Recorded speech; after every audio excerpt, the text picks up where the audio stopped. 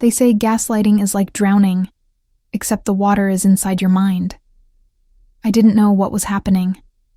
Not at first. 12 years is a long time to question your sanity. It's long enough to unlearn who you are, to forget what your voice used to sound like before you started apologizing for even existing. I met him when I was 21. It wasn't a whirlwind romance. It was slow, calculated, almost gentle. He made me feel seen, or at least, that's what I thought. He'd say things like, "You're too kind for your own good. No one understands you like I do." I mistook that for love, but it wasn't love. It was camouflage. We moved in together after 10 months. It felt fast, but he insisted. Why waste rent on 2 apartments when we're always together? I thought it was sweet, protective, logical. But logic, I would learn, can be a weapon in the wrong hands. The changes came slowly, like poison in water. First, it was the thermostat. He'd say I always complained about being cold. Didn't you just say you were hot? You're always changing your mind. Then it was my clothes. That color doesn't flatter you. You look tired in that. And then, it was my friends. Why do you always take her side? Don't you see how jealous they are of you? I just want us to be closer. Closer meant isolated. He didn't tell me to cut people off. He didn't need to. He just made every interaction feel wrong. After a while, I stopped reaching out. I told myself it was maturity, that I was outgrowing them. But the truth is, I was shrinking. Year 2. I began to doubt my memory. We'd argue about little things, what we ate last night, a conversation we had where I left my keys. You always forget things. You're so scatterbrained, babe. It's okay. I still love you. But I wasn't forgetting. He was rewriting. He'd swear we agreed to something I never heard. He'd deny saying things I know he said. And the worst part? Sometimes I believed him. I started writing things down, small notes, nothing dramatic. Told him I'd meet him at 6 p.m. He said I could go visit Mom this weekend. My phone became a vault of proof, but even that made me feel insane. Who needs to keep proof of conversations with someone who claims to love them? Year 4. The dreams started. I'd wake up gasping, like I was drowning in smoke. In the dreams, I was screaming, but no sound came out. He told me it was stress, that I was being dramatic. You're too sensitive. Why do you always make everything about you? So I apologized, over and over again, for feeling, for needing, for doubting. But deep down, a whisper started forming, a voice I hadn't heard in years. It didn't scream. It didn't demand. It just asked, "Is this love?" One night, I found an email on his computer. It wasn't a betrayal in the romantic sense, no infidelity, just a cold, calculated message to a friend. She's so easy to control. It's almost too simple. I read it 3 times. My hands shook. My mouth went dry. But I didn't confront him. Not yet. Because I still needed to understand. How did I get here? Year 5. I stopped celebrating my birthday. He didn't forget. He just said things like, "Aren't you too old to care about that now? We can't afford to be childish anymore." So I stopped buying cakes, stopped lighting candles, stopped hoping for anything. Year 6. My mother got sick. I wanted to visit her. He said, "She never respected me, you know that. She always tries to turn you against me." So I stayed home. I sent flowers. I told myself I was being loyal. But deep down, I hated myself for it. I began to lose my words, not just in arguments, but in regular conversations. I'd freeze mid-sentence. forget basic things, struggle to finish a thought. I Googled early dementia.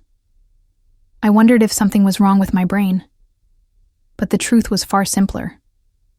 I was fading. He started finishing my sentences. At first, I was grateful. It made me feel understood. But then I realized he wasn't finishing them. He was replacing them. You mean this, right? Let me say it better for you. That's not what you meant to say. It was as if my voice had become a ghost. And by year 7, I'd mastered the art of second-guessing myself. I stopped bringing up concerns, stopped expressing preferences, stopped asking for anything. I told myself it was peace, but really, it was survival. Year 8. I got promoted at work. He didn't celebrate. Instead, he said, "You're going to start thinking you're better than me now? Don't forget who supported you when you had nothing." And just like that, what should have been pride became shame. He started recording our fights. Not for safety, not for reflection, but to play them back and show me how irrational I sounded. Listen to yourself. Do you hear how crazy you are? This is why no one else could ever love you. And then came year 9, the year I tried to leave. I told him I needed space. I wasn't even sure why. I couldn't articulate it, but I knew I couldn't breathe anymore. He cried. He apologized. He said, "You're the only good thing in my life. But if you go, I don't know what I'll do." So I stayed and hated myself for believing him. Year 10. He started calling me names. Not in public, never with witnesses, only in moments when my guard was down. "You're useless. You're nothing without me. You're lucky I even put up with you." And still, I apologized. By now I had developed a stutter. My hands shook when I spoke. I couldn't remember the last time I laughed without looking over to see if it was okay. I couldn't remember what freedom felt like. Year 11.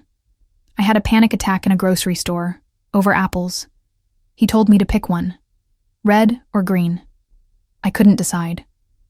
He kept staring. I started shaking. My vision blurred, my knees buckled, the world spun. Later he said, "You embarrassed me, in front of everyone. You're not even functional anymore." And I believed him. Because after so many years, you start to believe the voice that whispers lies into your soul, especially when it wears the face of someone who once said they loved you. But in year 12, something cracked. It wasn't a grand moment. No explosion, no confrontation. Just a whisper. Just a sentence I heard from a stranger on a podcast. She said, "If you constantly feel like you're too much and not enough at the same time, you're probably being emotionally abused." My heart stopped. That was it. That was me. That was my entire life. I paused the episode. I stared at the wall. And for the first time, I allowed myself to name it. Emotional abuse. The moment I said the words, everything started to make sense. It wasn't just me. I wasn't crazy. I wasn't broken. I was being broken by someone who knew exactly what they were doing. The word abuse didn't fit at first. It felt too heavy, too serious, too real. But the more I sat with it, the more I saw the cracks in the wall I thought was my home. I started reading. Articles, books, stories of women who sounded like me. Not the loud ones, not the brave ones, the quiet ones. The ones who didn't even know they were drowning until they tasted air. I began therapy. It took me 3 sessions to say his name. 4 more to say the word control. My therapist never told me what to do. She just kept asking one question. What would your life look like if you weren't afraid? At first, I laughed. Then I cried. Then I sat in silence. Because I didn't know. I didn't remember. The process wasn't clean. There were days I felt strong, like I could pack my things and never look back. And then there were nights where I missed him so much it made me nauseous. Not because I loved him, but because he had become everything I knew. I started small. I reconnected with an old friend. Just coffee. I was nervous, awkward, unsure of how to speak without filtering every word. But she looked at me with kind eyes that didn't measure, didn't judge, didn't correct. "I missed you," she said. And something cracked again. But this time, it was the shell around my heart. I began journaling again, not just what he said or did, but what I felt, what I remembered about who I was before him. I wrote, "I used to dance in the kitchen. I loved rainy days and black coffee. I wanted to write a book once. Tiny fragments, pieces of a self I thought was dead, but was only buried. Then came the night I told him I was leaving. It wasn't dramatic. There were no screaming matches, no broken plates, no suitcases flying down the stairs. Just a quiet voice. My voice. I'm not doing this anymore. I'm leaving. For good." He laughed, not cruelly, but dismissively. "You always say that. And you'll be back by morning."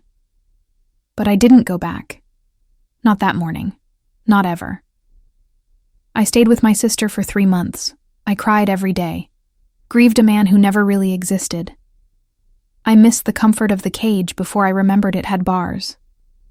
I started reading out loud, to hear my own voice again. I'd sit by the window and whisper poetry to myself. At first it felt ridiculous. Then, healing. I bought new clothes, a new toothbrush, a coffee mug that said, "Still here." It wasn't much, but it was mine. One day I passed a mirror and didn't look away. I saw the same eyes, older maybe, wiser, but no longer hollow.